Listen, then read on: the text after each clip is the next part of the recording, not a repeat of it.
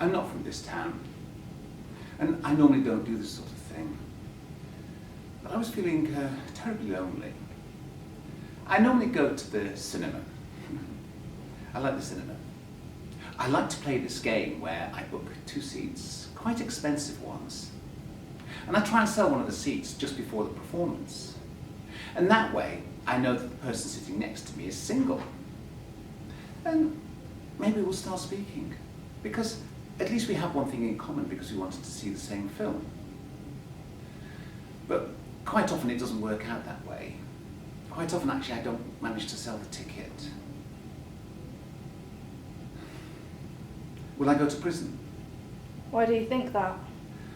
Because that's where Mother says people like me end up. I was feeling very down, and that's why I started going to these toilets. I was only there maybe 2 or 3 times in the afternoon. And that's when I was approached by somebody who said that I was going to be arrested for importuning. I didn't even know what that was. They brought me down to the police station and they took my fingerprints and all my belongings and said I'd have to stay there until I appeared in court. They took me to the cell and I was there all weekend. And that's until I had to see you. I didn't sleep at all. I cried the whole time. At that point you were taken to court. There were hundreds of people there. I just couldn't believe my eyes. I've naturally never been to court before, and everything went by in a bit of a blur, and I didn't really know what to do or say. But you told me to plead guilty and to stay silent.